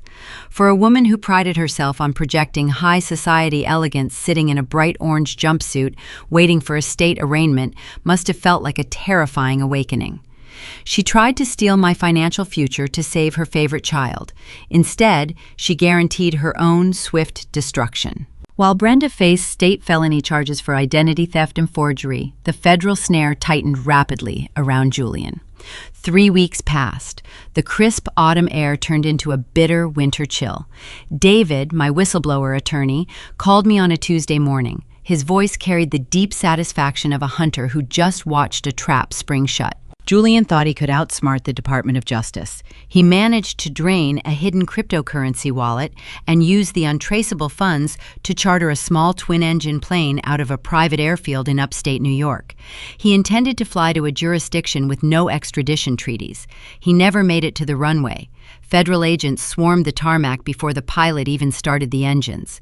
Julian was dragged out of the cabin clutching a leather duffel bag stuffed with burner phones, bundled cash, and fake passports. The brilliant venture capitalist was exposed as just a common thief running out of places to hide. The man who used to boast about his private jets was now shackled and shoved into the back of a government transport van. With Julian sitting in federal custody without bail, the prosecutors turned their full attention to the money laundering operation. Morgan could no longer hide behind her tearful internet videos or her carefully curated victim narrative. The grand jury reviewed the digital ledgers, the offshore routing numbers, and the emails I provided. They handed down a sweeping, merciless indictment: conspiracy to commit wire fraud, tax evasion, structuring illicit funds. Her arrest happened on a Thursday afternoon. I was sitting on my living room couch folding a basket of warm laundry when the local news anchor interrupted the regular daytime broadcast. A live helicopter camera hovered over Morgan's luxury downtown apartment building. I set down a folded towel and watched the television screen as federal marshals walked out of the glass lobby doors. Morgan was wedged between 2 grim-faced agents. She wore the same faded gray sweatshirt from her apology video, but the calculated, tragic performance was entirely gone. Her hands were secured behind her back in heavy steel cuffs. She ducked her head, trying to hide her face behind a curtain of messy, unwashed hair. The press cameras flashed relentlessly, illuminating her undeniable ruin. Reporters shouted questions about the stolen pensions and the defrauded elderly investors. The influencer, who built an entire empire on pristine aesthetics, was shoved into the back of an unmarked federal vehicle, stripped of her glamorous facade. The sight of Morgan in handcuffs triggered a tremendous shockwave through my extended family. The aunts and uncles who stood by silently for decades while Morgan mocked my clothes and Brenda demanded my money suddenly found their voices. My phone became a lightning rod for their misplaced outrage. The notifications poured in like a relentless, toxic storm. Aunt Clara sent a long block of text accusing me of tearing a mother away from her daughter. This was the same aunt who called me every April begging for free tax preparation services because she refused to hire a professional. Uncle Robert left a scathing, breathless voicemail calling me a traitor. He said, "Blood protects blood, no matter what happens behind closed doors." They demanded I march down to the district attorney and drop the identity theft charges against Brenda immediately. They begged me to issue a public statement claiming Morgan was a naive victim. They insisted that my professional auditing credentials could still sway a federal judge to show mercy and grant her leniency. These were the exact same relatives who clapped and cheered when Julian handed me a demeaning job offer at the steakhouse. They sat at the fancy dinners funded by stolen retiree money and raised their expensive glasses to toast Morgan's fake success. They enjoyed the spoils of the fraud, and now they expected me to absorb the punishment. They viewed my refusal to be a sacrificial lamb as a targeted attack on the family tree. They accused me of destroying the family. I did not argue with them. I did not try to explain the intricate details of federal law or the profound emotional devastation of discovering my own mother forging my signature to steal my grandmother's inheritance. Trying to reason with enablers is a waste of breath. They do not want the truth. They want a punching bag to absorb their own guilt. I simply opened my contacts list. I tapped Aunt Clara's name. I pressed block. I tapped Uncle Robert's name. I pressed block. I went down the line, systematically severing every single digital tie to the toxic relatives who demanded my sacrifice. I watched their names disappear from my screen, feeling a heavy weight lift from my shoulders with every tap of my finger. I realized that excising these people from my life was not a loss. It was a cleansing. I left one single channel open for just a few minutes. Uncle Arthur sent a lengthy, vitriolic email to my personal address. He accused me of destroying the family out of pure, unadulterated jealousy. He wrote that a good sister would have warned Morgan privately instead of handing her over to the federal wolves. He said I was cold, bitter, and cruel. I clicked reply. I kept my fingers steady on the keyboard. I did not write a novel defending my character. I typed 3 distinct sentences. I did not force them to steal, forge, or lie. I simply handed the evidence to the people who asked for it. Consequences are not cruelty. I hit send. I immediately blocked his email address and routed any future correspondence from the entire family tree directly to my trash folder. The toxic family system was dismantled. The illusion of their wealth and superiority crumbled under the relentless application of the law. I sat in my quiet house, listening to the wind rattle the window panes, knowing the storm outside could no longer reach me. But the justice system requires witnesses to finish the job. The arrests were only the beginning of the legal nightmare.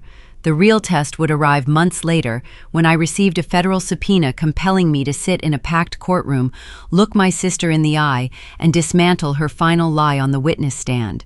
A full year passed since the chaotic night of the ruined wedding. The seasons changed, shifting from bitter winter to a humid Pennsylvania summer, but the slow, heavy gears of the justice system kept grinding forward. I walked up the marble steps of the federal courthouse in downtown Philadelphia. The building smelled of lemon floor wax, old polished oak, and quiet desperation. I did not come to the courthouse to offer a supportive shoulder. I did not bring tissues or words of comfort. I walked through the heavy metal detectors, carrying my leather purse and a formal subpoena.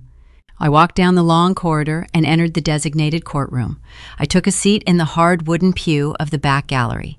I wore a tailored charcoal blazer and practical gray slacks. The room felt cold-chilled by relentless air conditioning. I folded my hands in my lap and watched the scene unfold. Julian sat at the defense table. The arrogant venture capitalist who once offered me a minimum wage filing job out of pity was gone. The crisp, tailored suits were replaced by a faded olive green detention uniform.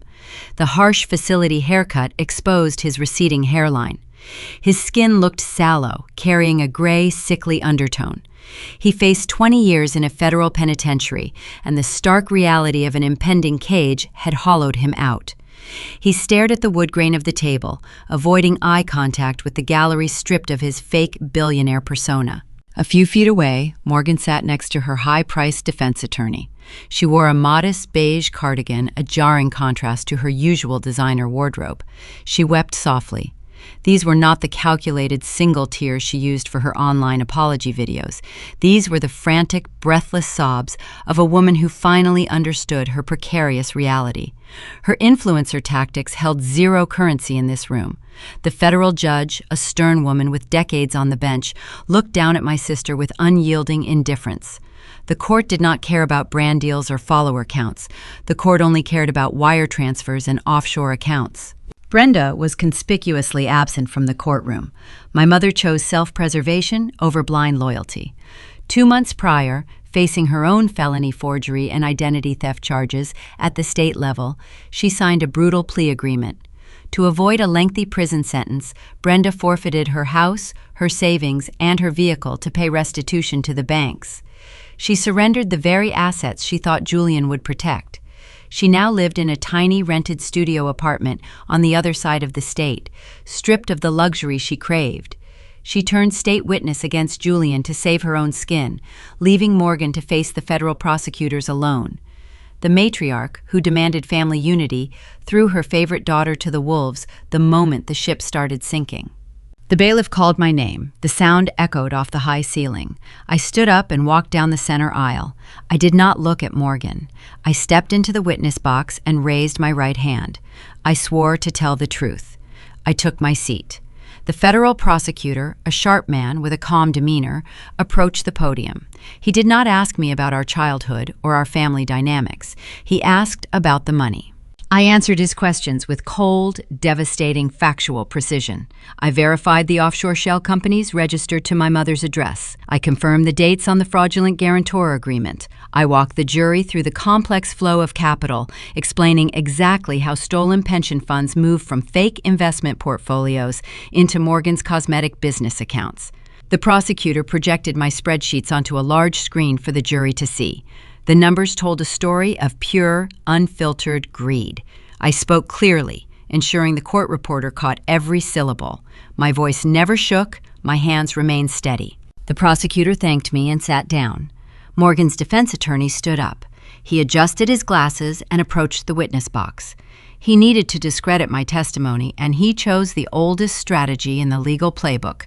He tried to assassinate my character. Ms. Rivera, the defense attorney, began his tone dripping with practiced condescension. You are a compliance auditor, a respectable middle-income job. Yet your younger sister built a lucrative internet brand and married a very wealthy man. Is it true you drove a decade-old car to her extravagant engagement parties? Yes, I answered. He paced in front of the jury box, raising his voice for dramatic effect. And is it true you were uninvited from her luxury wedding just days before the ceremony? Your sister deemed your presence a threat to her high society aesthetic, correct? That is what she texted me, I replied. The attorney spun around and pointed a finger at me. So you decided to enact revenge. You felt humiliated. You felt inferior. You gathered a few confusing tax documents and spun a wild conspiracy theory to ruin the happiest day of her life. You wanted to destroy her because you were jealous of her success. You did not warn her. You just set a cruel trap. The courtroom fell dead silent. Morgan looked up, a glimmer of hope flashing in her tear-filled eyes. She thought her lawyer had just saved her. She thought my stoic demeanor would crack under the heavy accusation. She expected me to get defensive, to raise my voice, and to look like the bitter spinster they always claimed I was. I leaned forward in the wooden chair. I looked at the defense attorney, then I looked directly at the judge. I did not spin a conspiracy, I stated, and I did not keep her in the dark. If you look at Prosecution Exhibit 42, you will find a printed email chain. The prosecutor quickly handed the referenced folder to the judge, who flipped it open and examined the pages. I sent that email to my sister 6 months before her wedding, I continued. My voice carried across the silent room, firm and undeniable. It contains a detailed breakdown of the exact financial anomalies we are discussing today.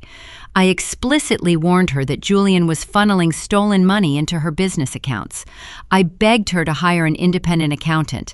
I told her she was acting as a money mule. The defense attorney froze. The smug confidence drained from his face. He glanced back at Morgan, realizing his client had lied to him about the extent of the evidence. What was her response? The prosecutor asked from his table, seizing the moment. I turned my gaze toward Morgan. She shrank back into her chair under the weight of my stare. She told me I was a bitter spinster who did not understand modern wealth building, I told the court. She threatened to have my mother disown me if I ever brought it up again. She knew the money was stolen. She simply preferred the stolen money over the truth. The defense attorney had nothing left to say. He tried to utter a weak objection, but the judge overruled him instantly.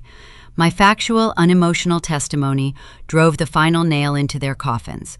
I did not scream or cry. I simply read their own words back to them on the official record. I stepped down from the witness stand and walked out of the courtroom before the jury even began their deliberations. I did not look back. I did not need to wait in the courthouse for the verdict. The breaking news alerts hit my phone 3 days later. Julian was found guilty on all counts of wire fraud, tax evasion, and structuring. The judge handed down a maximum sentence, ensuring he would spend the next 20 years behind concrete walls. His fake empire was reduced to a criminal case number. Morgan was found guilty of conspiracy and financial fraud. Her influencer tears failed to sway the jury. The emails proved premeditation. She received an 8-year federal prison sentence. The woman who banned me from her wedding for being low class was now trading her designer gowns for a standard-issue uniform. The toxic family system that tormented me for years was dismantled by the relentless application of the law. They chased a fake empire, worshipped stolen money, and lost their freedom. I drove home to my quiet house in Pennsylvania, knowing the storm was finally over. The legal battles were finished, the criminals were locked away, and my name was cleared. But finding true peace requires one final step. The gavel had dropped, but the ultimate boundary still needed to be cemented, ensuring the ghosts of my past could never find their way back to my front door. The verdicts echoed through the evening news cycle for a few days, then faded into the endless churn of internet gossip. The cameras packed up, the reporters moved on to the next scandal. I drove back to my house in Pennsylvania. I parked my 10-year-old sedan in the driveway. The engine ticked as it cooled down in the evening air. I walked up the concrete steps, unlocked the deadbolt, and stepped inside my quiet living room. The air felt different. It felt lighter. The suffocating pressure I carried for 32 years had evaporated. Many people expect stories like this to end with a dramatic prison visit. They expect the wrong sister to sit behind a thick sheet of plexiglass, pick up a plastic telephone, and offer tearful forgiveness to the convicted sibling. Society demands reconciliation. We are trained from birth to believe that shared DNA requires endless grace, no matter how deep the knife twists. We are told to turn the other cheek to keep the peace, to accept the apology even when the apology is empty. I did not visit the federal penitentiary. I did not write letters to Morgan. I did not send commissary money to Julian. When the postal carrier delivered a plain white envelope bearing a state correctional facility return address, I knew Brenda had reached out. My mother probably wanted to apologize. She probably crafted a heartbreaking letter blaming her actions on stress, claiming she never meant to hurt me. She probably wanted to manipulate me into putting funds on her inmate account to make her incarceration more comfortable. I did not open the envelope. I did not hold it up to the light to read the hidden words. I took a black marker, wrote "Return to Sender" across the front in thick block letters, and dropped it right back into the outgoing mail slot. Some boundaries must remain permanent. Forgiving people who tried to steal your future only invites them to try again. I chose to protect my peace. I chose to lock the door and throw away the key. True accountability means letting people face the raw, unshielded consequences of their own choices. 2 weeks after the trial concluded, my boss called me into his corner office at the auditing firm. The managing partners sat around a polished oak conference table. They had followed the federal trial. They knew the whistleblower who dismantled the offshore Ponzi scheme was sitting right in their compliance department. They read the public court transcripts. They saw how I documented the wire fraud, secured the encrypted files, and withstood an intense cross-examination by a ruthless defense attorney without flinching. They did not fire me for being associated with a public scandal. They stood up and shook my hand. The senior partner handed me a new contract. He told me that integrity is the rarest currency in the financial sector. He said clients want auditors who cannot be bought, bribed, or intimidated. The firm offered me a promotion to Senior Director of Risk Management. The new position effectively doubled my annual income. I earned a corner office, a dedicated team of junior analysts, and a level of professional respect Julian could never buy with his stolen millions. I read the terms of the contract carefully. I signed my name at the bottom of the page. My signature belonged solely to me. It was not forged on a fraudulent bank loan. It was not used to secure a shell company to launder illicit cash. It represented years of honest, quiet dedication. I built my career brick by brick, working late nights and reading fine print, while my sister tried to build a castle out of stolen sand. When the tide came in, her castle washed away. My foundation held firm. I did not use my new salary to buy a luxury sports car. I did not lease a downtown penthouse to project a high society image for strangers on the internet. I paid off the remaining balance on my mortgage. I hired a local contractor to renovate my kitchen. I bought a comfortable outdoor sofa for my back porch. I invested the remainder into a secure retirement portfolio, honoring the practical lessons my father taught me before he passed away.